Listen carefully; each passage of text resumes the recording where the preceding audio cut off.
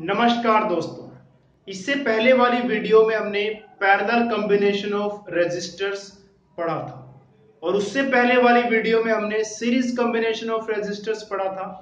इस वीडियो में हम दोनों को कंबाइन करके पढ़ने वाले हैं, जिससे क्या होगा कि अगर आपके मन में कोई डाउट रहता है सीरीज कॉम्बिनेशन या पैरेलल कॉम्बिनेशन को लेकर, वो भी क्लियर हो जाएगा। तो चलिए स्टार्ट करते हैं।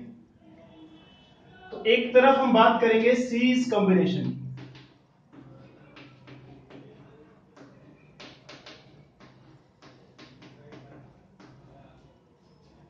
और एक तरफ हम बात करेंगे पैरेलल की।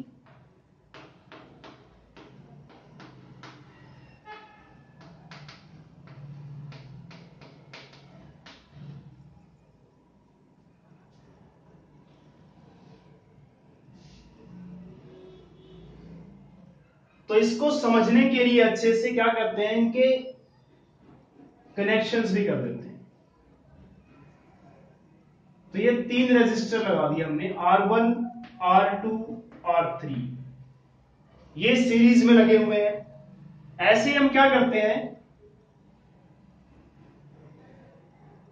पैरेलल में भी तीन रेजिस्टर्स कनेक्ट कर देते हैं, R1, R2, R3। तो चलिए स्टार्ट करते हैं डिस्कशन को। फर्स्ट पॉइंट की बात करते हैं। तो ये हमें पता है कि अगर इस सर्किट में I करंट आया है तो R1 को भी कितना करंट मिलेगा, I ही मिलेगा, R2 को भी I मिलेगा और R3 को भी I ही मिलेगा। अब इसका नुकसान क्या है या फायदा क्या है?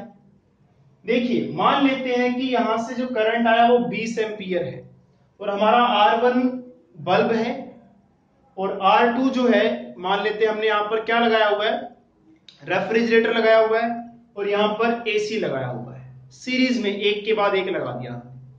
अब इसका फायदा या नुकसान क्या होगा देखते हैं। तो अगर 20 एम्पियर करंट आया है लेकिन हमारे बल्ब को सिर्फ 5 एम्पियर करंट चाहिए और हमारा जो ये लगाया गया था बीच में रेफ्रिजरेटर, मान लेते हैं इसको 15 एम्पियर करंट चाहिए और इसको चाहिए 30, जबकि हम दे कितना रहे हैं, सिर्फ 20 एम्पियर करंट ही दे रहे हैं। तो इससे होगा क्या, जरूरत इनको है 5 की और मिल रहा है 20 का करंट, तो क्या ये सही से काम करेंगे? नहीं करेंगे। इनको जरूरत है 30 की और मिल रहा है सिर्फ 20, तो क्या ये सही से काम करेगा, यानी कि हमारा एसी सही से काम करेगा? नहीं करेगा। तो सीरीज कॉम्बिनेशन में पूरे सर्किट में सेम अमाउंट ऑफ करंट चलेगा, लेकिन जो सर्किट के कंपोनेंट्स हैं उनकी जरूरत करंट की अलग अलग है, लेकिन हम देख क्या रहे हैं, सेम। इससे क्या होगा, जो कंपोनेंट्स हैं वो सही से काम नहीं कर पाएंगे। तो इसमें आंसर क्या लिखेंगे, current will be same in the circuit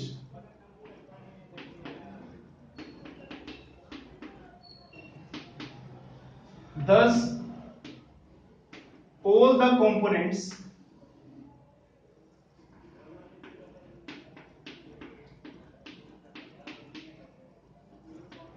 will receive same amount of current। तो पूरे के पूरे सर्किट में सेम करंट रहेगा, जिससे क्या होगा, सारे के सारे कंपोनेंट्स को सेम करंट रिसीव होगा, लेकिन जो कंपोनेंट्स हैं वो अलग अलग करंट की रेंज में काम करते हैं। But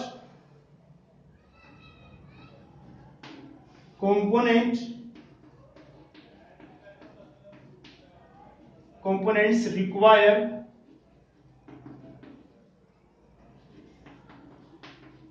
different amount of current to operate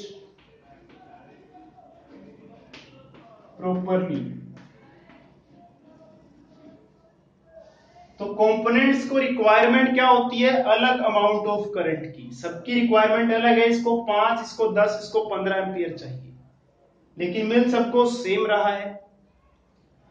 तो components require different amount of current to operate properly. तो इस सर्किट में क्या सही से काम कर पाएंगे, वो नहीं कर पाएंगे। thus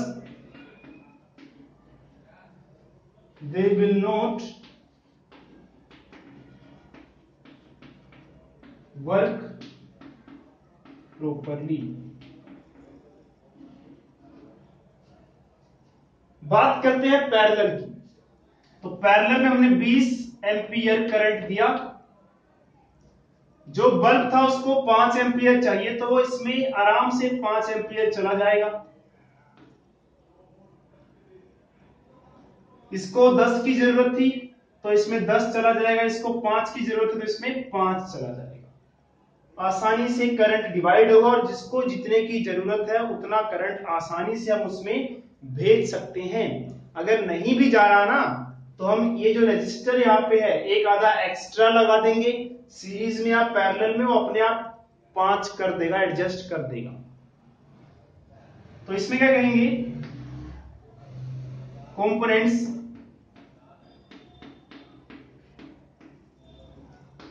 receive different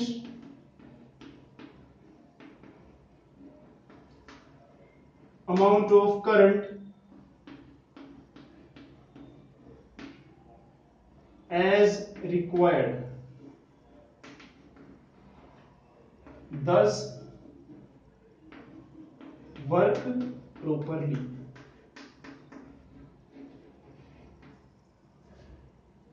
तो वो आसानी से और अच्छे से काम कर पाएंगे। इसको 5 की जरूरत है, यहां से 20 आया तो यहां पे हम ऐसी एडजस्टमेंट्स कर सकते हैं, यहां जो रजिस्टर R3 है इसके साथ एक और रजिस्टर लगा देंगे ऐसे, या हम यहां पे इसके पैरेलल लगा देंगे। तो कैलकुलेशंस वगैरह करके हम सोच सकते हैं कि R3 में 5 एम्पियर करंट भेजना है तो हमें यहाँ पे कितना रेजिस्टर लगाना है, इसके सीरीज में या पैरेलल में, और जिससे क्या होगा कि 5 एम्पियर करंट आसानी से इसमें चला जाएगा।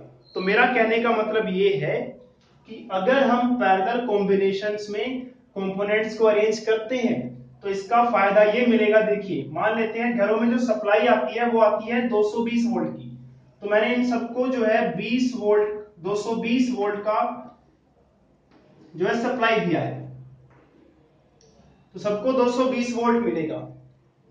अब सबको करंट की रिक्वायरमेंट अलग अलग है तो वो भी पूरी हो जाएगी। कैसे हो जाएगी, उनके रेजिस्टर्स को चेंज कीजिए, V is equal to I R. Supply है 220, इस वाले सर्किट में हमें करंट चाहिए 5 एम्पियर, तो I की वैल्यू 5 भरेंगे तो R की वैल्यू आ जाएगी। तो मुझे पता लग जाएगा कि यहाँ पे कितने का रेजिस्टर मैं लगाऊं जिससे कि क्या हो, इस वाले सर्किट में इस वाले कंपोनेंट को 5 एम्पियर करंट मिले।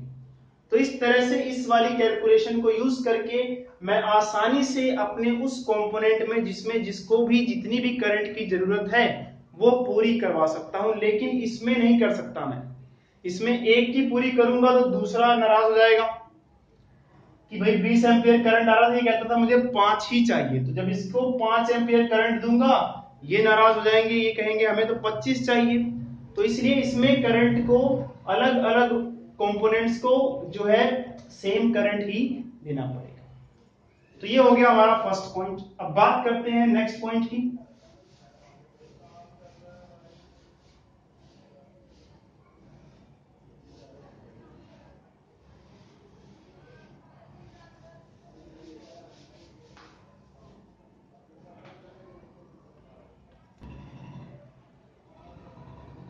इसके अलावा देखिए second point,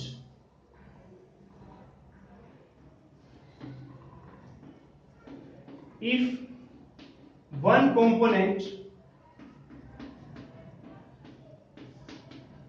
of the circuit fails, other may not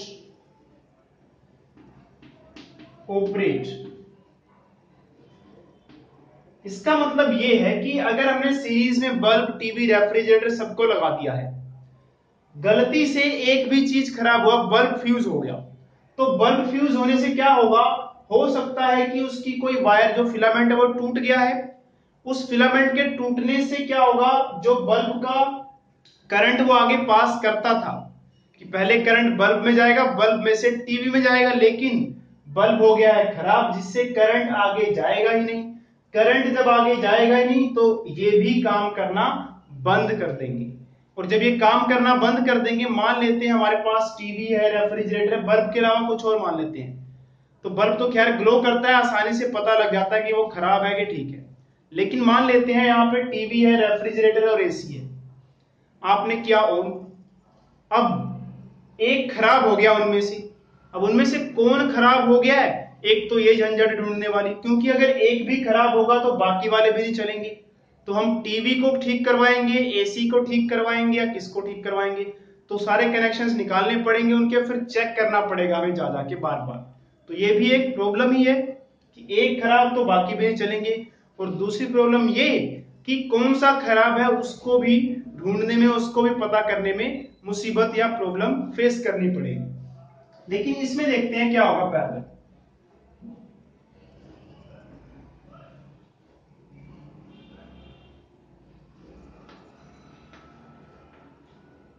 ये था हमारा बल्ब, ये हमारा टीवी, ये इनकी रेजिस्टेंस है, क्योंकि कोई भी हम कंडक्टर, टीवी कुछ भी यूज कर रहे हैं, उसमें अगर करंट जा रहा है तो कुछ ना कुछ तो उसकी रेजिस्टेंस होगी ही होगी। और ये मैंने सप्लाई दे दी है, घर पे कितनी की सप्लाई आती है, 220 वोल्ट की, बट वो होता है AC current.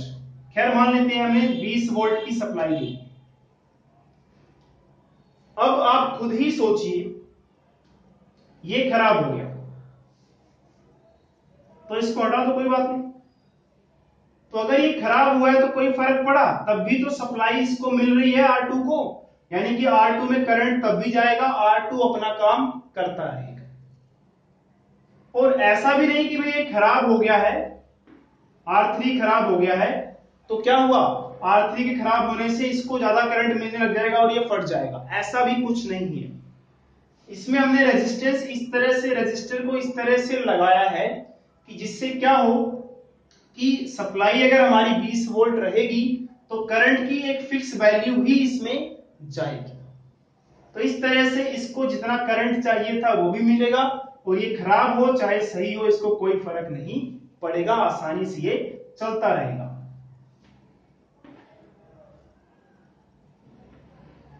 No effect on other components if any one of them fails। अब बात करते हैं थर्ड पॉइंट की। अगर इसका रेजिस्टेंस 10, इसका रेजिस्टेंस भी 10 और इसका रेजिस्टेंस भी 10, कुल रेजिस्टेंस टोटल कितना हो गया 30। तो 30 रेजिस्टेंस होने से क्या होगा, देखिए अब इस पूरे सर्किट का रेजिस्टेंस हो गया है 30। अगर मैंने ऐसे ही काफी सारे डिवाइस जोड़ दिए 30, 40, 50, 60, 70, यानी कि bulb, TV, fridge, AC, cooler सब जो है सीरीज में लगाता जाऊंगा, उन सबकी रेजिस्टेंस जुड़ती जाएगी और टोटल रेजिस्टेंस की वैल्यू बढ़ती जाएगी। तो टोटल जितना रेजिस्टेंस बढ़ेगा तो करंट को चलने में उतना ही क्या होगा, मुश्किल होगी। और हो सकता है कि इतनी रेजिस्टेंस बढ़ जाएगी करंट चल ही ना पाए, तो क्या होगा, तो फिर एक भी डिवाइस को करंट नहीं मिलेगा। क्यों, क्योंकि इतना रेजिस्टेंस हमने बढ़ा दिया है सीरीज में लगा लगा कर, जिससे क्या हो रहा है कि करंट को चलने में मुश्किल हो रही है, क्योंकि हमें पता है रेजिस्टेंस ज्यादा होगी तो करंट बहुत कम होगा। तो हमें क्या करना पड़ेगा, बहुत सारी बैटरीज लगानी पड़ेंगी, बहुत सारी बैटरीज लगाएंगे तब हो सकता है कि करंट चल पाए। तो इतना झंझट कौन पालेगा यार। तो तीसरा पॉइंट क्या है कि टोटल रेजिस्टेंस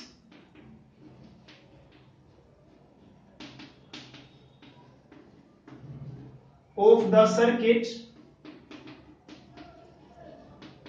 is high। लेकिन इस वाले केस में R3 की वैल्यू 10 मान लेते हैं, तो 10 10 और 10 10 10 10, इसका टोटल आएगा करीब 3.33 के आसपास। तो टोटल रेजिस्टेंस जो है कितनी है इसकी, 3.33। इस पूरे की टोटल रेजिस्टेंस मैं क्या बोल रहा हूं, 3.33। तो अगर रेजिस्टेंस कम होगा तो हम जिस वायर से करंट दे रहे थे आराम से करंट चलेगा, आराम से करंट चलेगा तो करंट को चलने में मुश्किल नहीं होगी, मुश्किल नहीं होगी तो इलेक्ट्रॉन्स आराम से चलेंगे, आराम से चलेंगे तो वायर जो है हमारी ये वाली हीट भी नहीं होगी, खराब भी नहीं होगी, लंबे समय तक चलेगी। लेकिन इसमें रेजिस्टेंस बढ़ाने से करंट चल नहीं रहा था, तो मैंने बहुत ज्यादा बैटरीज लगा दी, पावर सप्लाई बढ़ा दी। पावर सप्लाई का मतलब सप्लाई वोल्टेज, पावर नहीं। तो मैंने बहुत सारी बैटरीज लगा दी, तब जाके करंट चलना शुरू हो जाएगा इसमें। लेकिन वो जो करंट चलेगा उससे सारी की सारी सर्किट में बहुत ज्यादा हीट भी प्रोड्यूस हो, तो ये भी एक इसका नुकसान है। जबकि इसमें क्या है कि total current, total resistance of the circuit is low. तो ये था हमारा आज का discussion, series combination versus parallel combination. I hope अब आपके सीरीज और पैरेलल को लेकर अगर कोई डाउट रहा होगा तो वो पूरा का पूरा डाउट खत्म हो गया होगा। तो अगर दोस्तों वीडियो अच्छी लगी हो तो वीडियो को लाइक जरूर कीजिए, और चैनल पर नए हैं तो सब्सक्राइब करना ना भूलिएगा। आपसे फिर बहुत जल्द मुलाकात होगी, तब तक के लिए अलविदा और जय हिंद।